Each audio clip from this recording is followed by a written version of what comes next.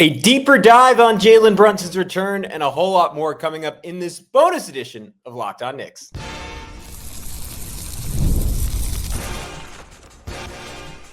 You are Locked On Knicks, your daily New York Knicks podcast, part of the Locked On Podcast Network. Your team every day. You are locked on to the New York Knicks, and my name is Gavin Schall. I'm a New York City native and a credentialed media member that's been covering the Knicks for nearly a decade, and this is Locked On Knicks, part of the Locked On Podcast Network, now the number one sports podcast network in the entire world. And this is, of course, your daily podcast on the New York Knicks, giving the most detailed insight on your favorite team at least 5 days a week, so be sure to join thousands of other Knicks fans and subscribing on both YouTube and your favorite podcast platform for the best insight on your favorite team every single day. And we really appreciate when you do subscribe, because it is the single best way you could help us grow the show. 5-star reviews on iTunes with funny comments also certainly do not hurt.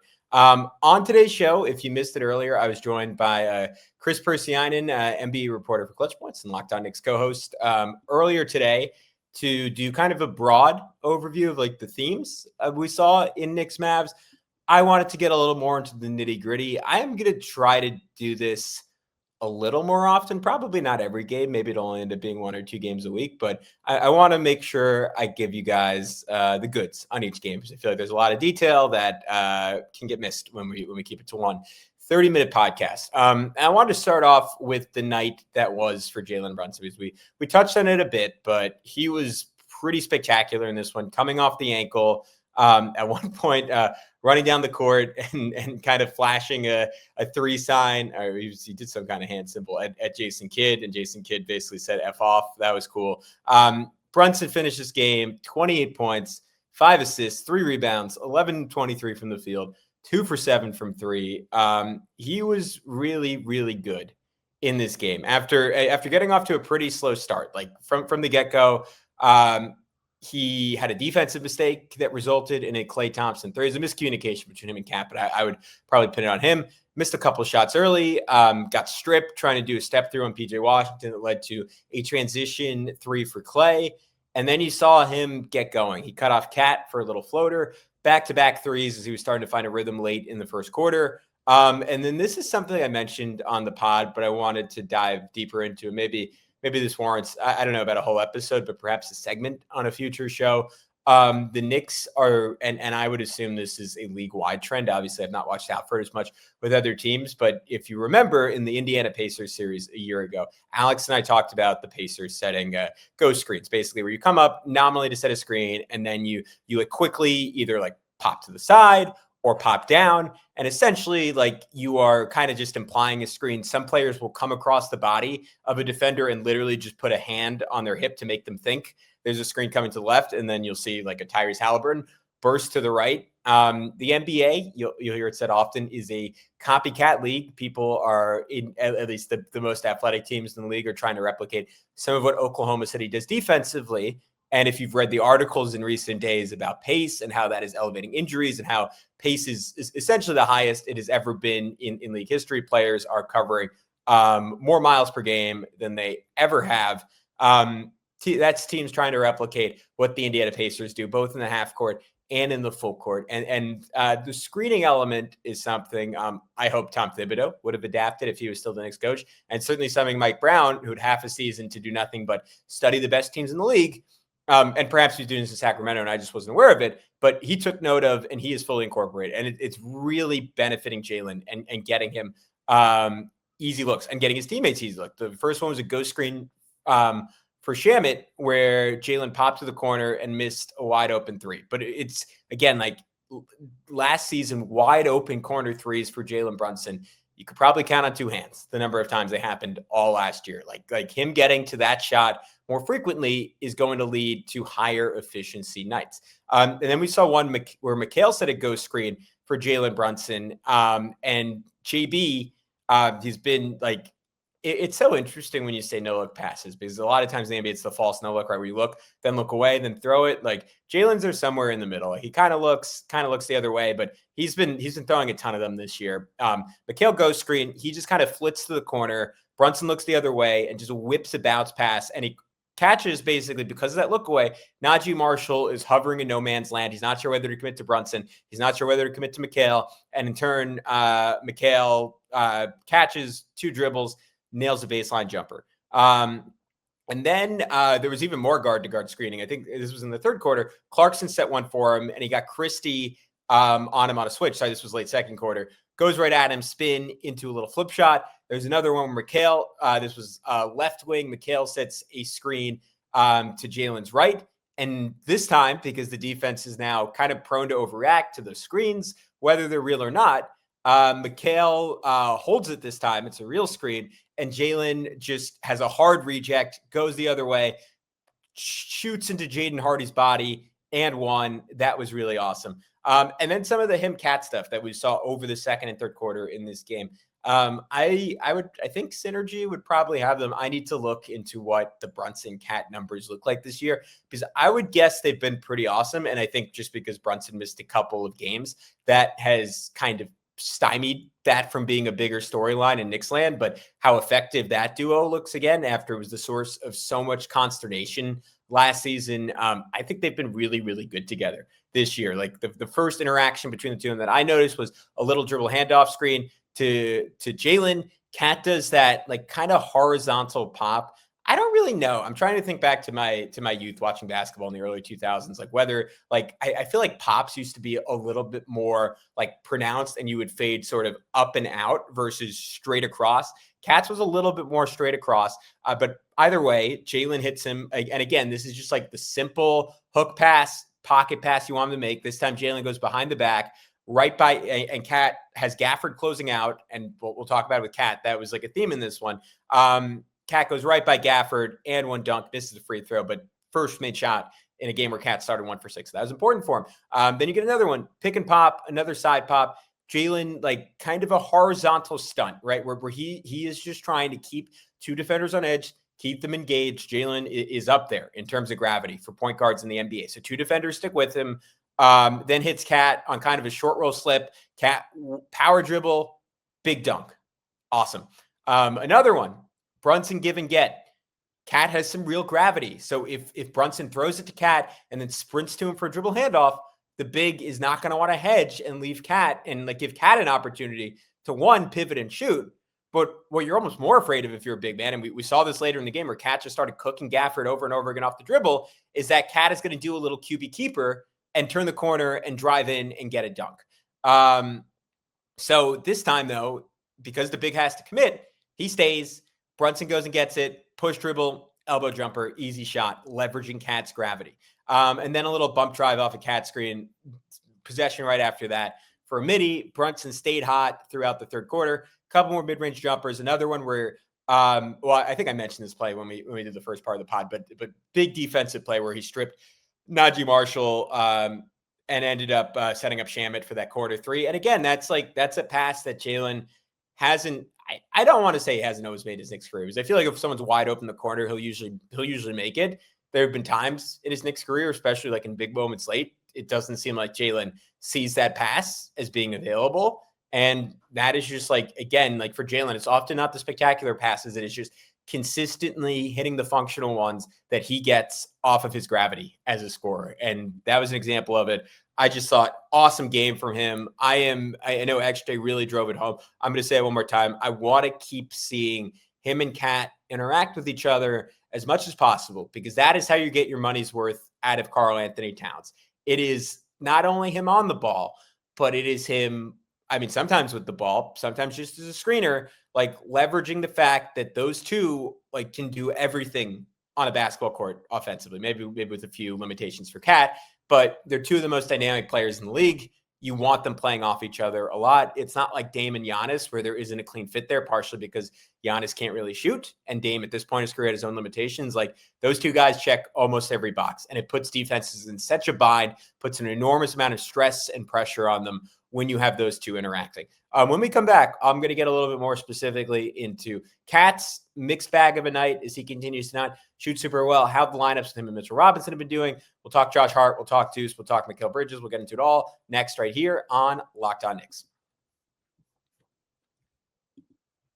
But first, we want to tell you about our good friends over at Quo. Let's talk about something every business owner knows too well. Missed calls. When a customer tries to reach you and can't get through, well, that's money slipping away. Quo spelled Quo is the smarter way to run your business communications so you never miss an opportunity. Quo is the #1 business phone system built for 2025, not 1995. It's simple, modern, and designed to help you communicate faster, look more professional, and stay connected wherever you're working. Your whole team can share one number and collaborate on calls and texts like a shared inbox, which means customers get help faster. And if you can't answer, Quo's AI jumps in. It can qualify leads, route calls, and make sure no customer is ever left hanging, even after hours. That's huge. It makes small businesses feel big and big businesses feel efficient. No wonder over 90,000 businesses are using Quo.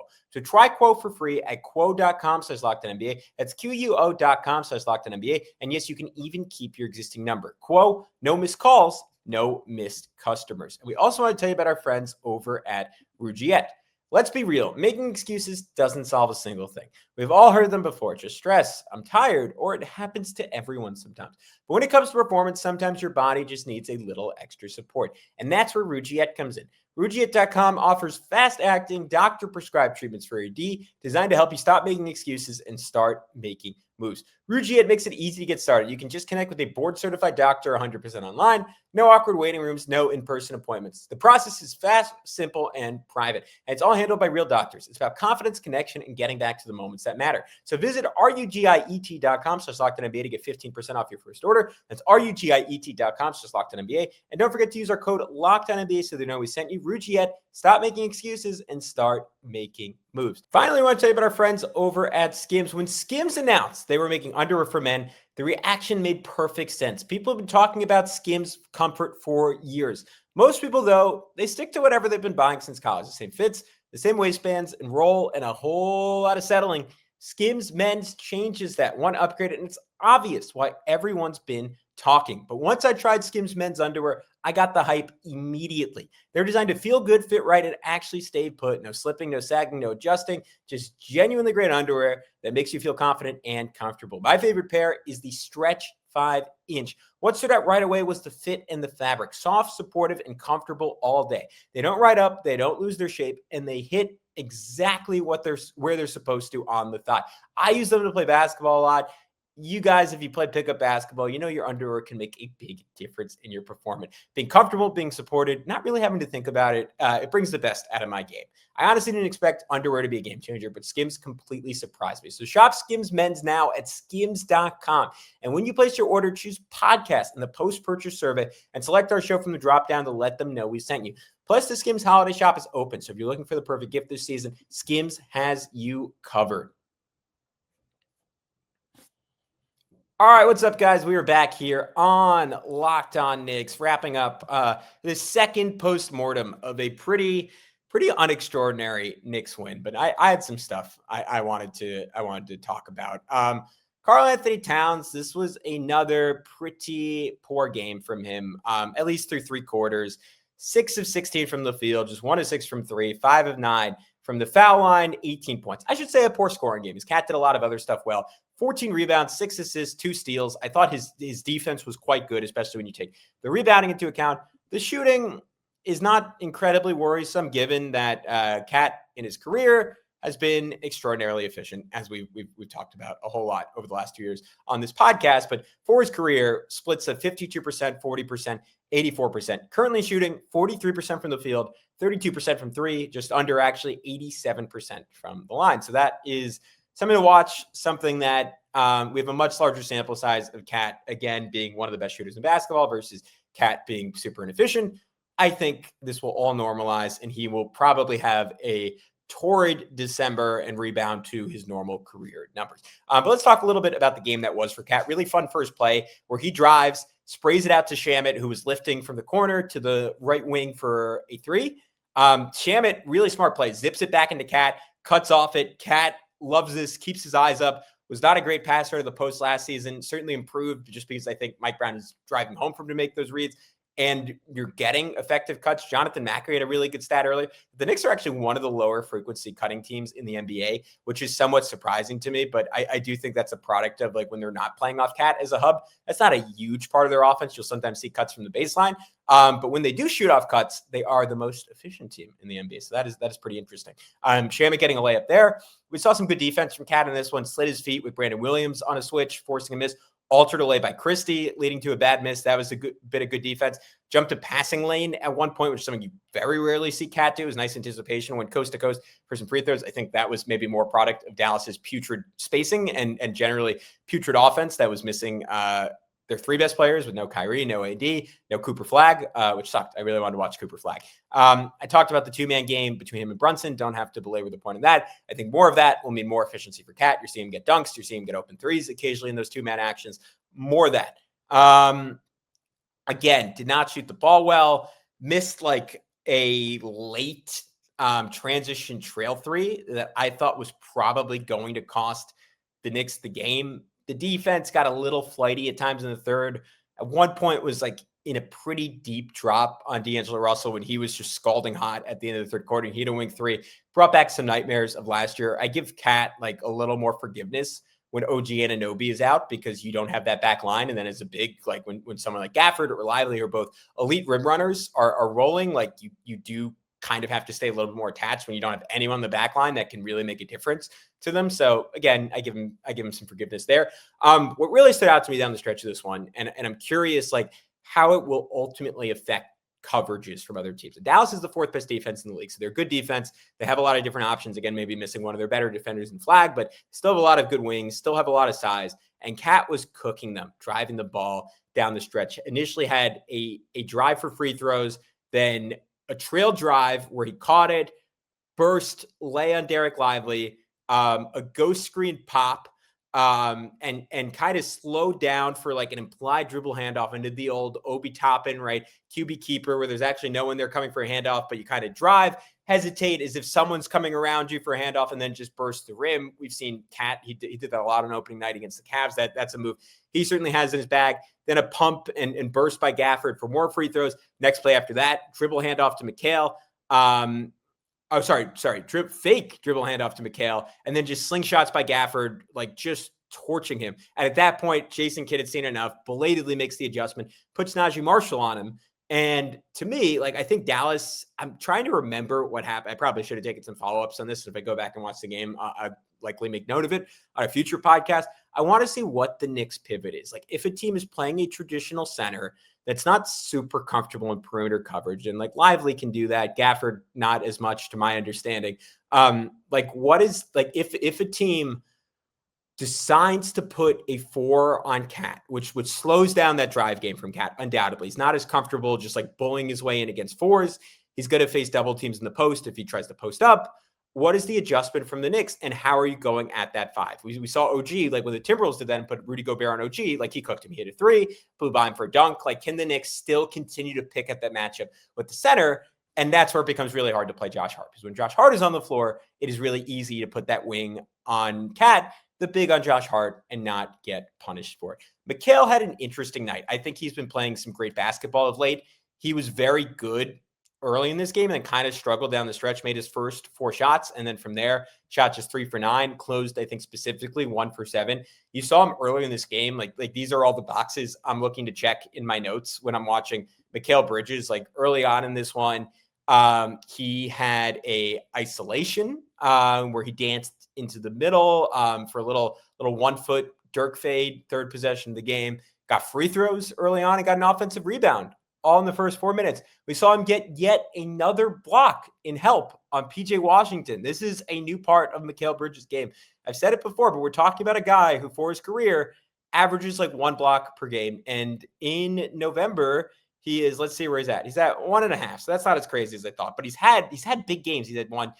So this is funny. To start the month, 0, 3 blocks, 2 blocks, 0, 0, 0. And the last 3 games, 2, 4, 2. So maybe it's like hot streaks and cold streaks with him. And maybe I just haven't watched enough for him, and that's been the norm his entire career. But he's been blocking a lot of shots lately. His defensive playmaking in general has been going way up. I think he was up to 5th in the NBA in steals after that 7 steal game. Like he's been doing a lot. Him and Mitch, I said this going back to last year, really good pick and roll combination between those two. He had a little stop, pump, horizontal fade off one foot. Mitch sets just better screens than Cat, even if Cat is more of a threat in terms of like his popping and his rolling. It's a fun combo. I like when JB's off the floor, when the Knicks lean into that kind of traditional pick and roll between those two. I mentioned the ghost screen play.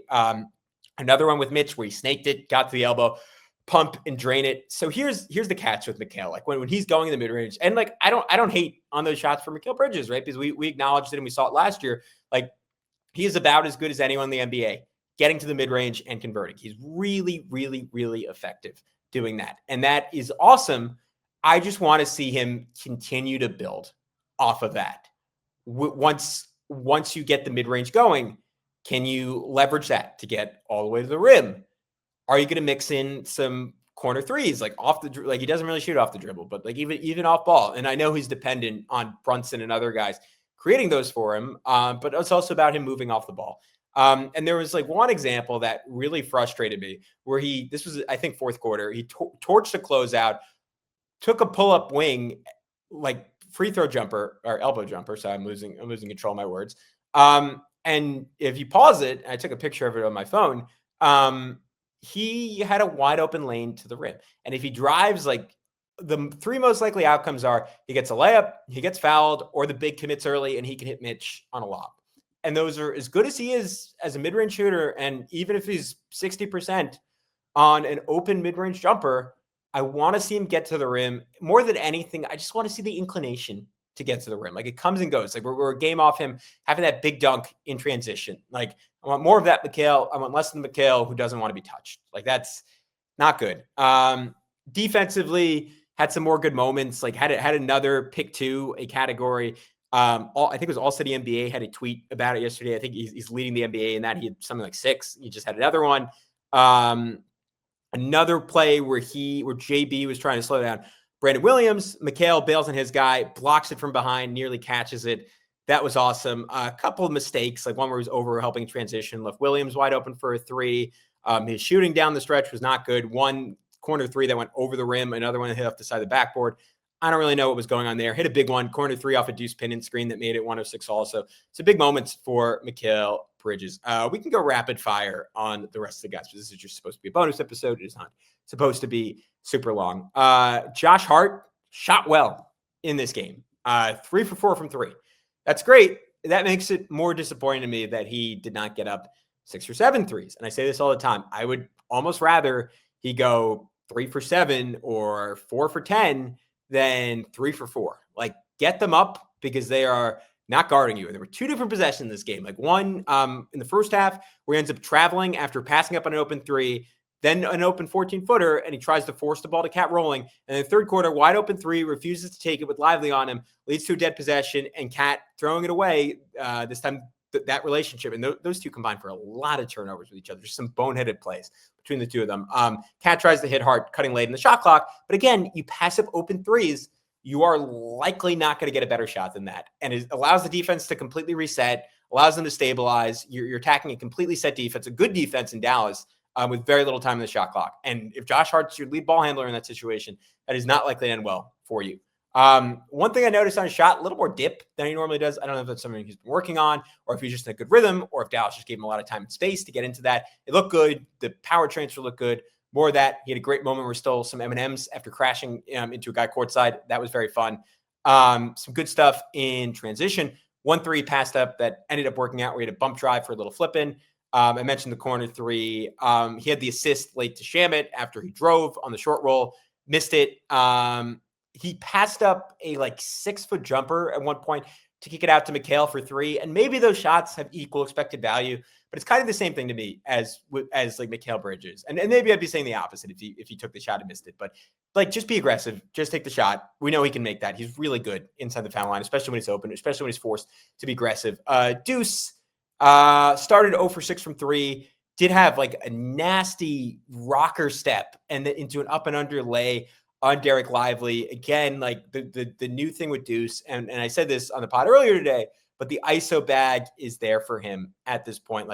the double between the legs, 3 to end the third. Had another one, which was nice, where he inbounded to Mikal, then popped right to the corner. If that was a set play for Mike Brown, had a good design. Again, I would inject a little bit of deuce brain into Josh Hart. He starts 0 for 6, and he says, screw it, I'm a shooter, man. They keep shooting, goes 3 for 4. I know Josh is not a shooter like that, but you need a little bit of that confidence. Mitchell Robinson, fine game, good rebounding. Not a ton to say about Mitch in this one. Only thing to say about Mitch, because I forgot to say it earlier, him and Cat as a lineup was not good in this one. It was the Knicks' most used lineup. The Knicks starters with Shaman in there. They were minus 10 over 7.5 minutes. A lot of that was just bad shooting. Cleaning the glass, I don't know if they've incorporated this game yet. I'm actually kind of dubious that they did, just because the number is so good. They have that lineup between the two of them. Actually, I can tell you for a fact that they have not incorporated this game yet, because they have that lineup at only 16 possessions, which I think, oh, well, actually, maybe they did, because they're minus 71. All right, so let's just say they did incorporate that. Long-winded way of saying Cat and Mitch have played 116 possessions this year, despite terrible numbers in this game. Plus 21 net rating, 98th percentile lineup so far. Again, I want to keep watching it. I want to keep seeing it. There are times where it looks a little clunky to me. The numbers say they are really, really good. Jordan Clarkson, skipping to him. I thought his defense was not great in this one. Had some good moments offensively. Gershon Yabusele shot terribly. At some point, the shots need to start going down. You want him to prove that he's hopefully closer to that 40% from three guy he was last season. If he's more like a 35% three-point shooter, he loses a ton of value. I did think his defense, even though Najee Marshall beat him a couple times, was better. One possession where he slid with PJ Washington really well, and to force a bad miss. Another one where he had some good help D blocking Najee from behind. Also had a mid-range jumper off a dribble handoff with Cat. And we saw like 2 minutes of Mohamed Diawara. Again, I don't know I can't say the word I want to say. What the frick Mike Brown is doing with Mohamed Diawara. Playing him 2 minutes. He comes in second time in only 2 minutes. He gets a steal. This time he got an insane block. He immediately forced a backcourt violation, first of all, stunting to an overthrown inbounds. And then Christie toasted Clarkson, and Mohamed Diawara shot over from the opposite block to get a piece of it. And his block numbers in France, and this is what I was talking about when they drafted him, were not good last year. They were quite poor last season, but he is crazy wingspan. He's not a great athlete, but he's like a solid NBA athlete, and he seemingly has good instincts. And this is a sign to me, and this is something I said when they drafted him, not to toot my own horn, but perhaps there was some athleticism to be unlocked when he gets to an NBA training staff. And the Knicks, thanks to Nico Harrison and the Dallas Mavericks and Casey Smith here now, have one of the best training staffs in the NBA. And it looks like Diawara has made a leap athletically. I'm really curious to see if over bigger minutes, or even in the G League, if his block numbers shoot up from what they were in France and he just becomes a much better athlete. He's an alien wingspan and a quick reaction, and he's smart. So those are all good qualities. Mike Brown, give the guy 10 minutes. I want to see him play some defense. I want to see him be super poor man's OG Anunoby for, again, 10 minutes a game. That'd be awesome. Thank you guys so much for tuning in to this episode, for supporting the days we do extra shows. We really appreciate it. And tomorrow, really fun episode coming for you with both Chris and Exxon. Until then, be good. We'll talk to you soon right here on Locked On Knicks.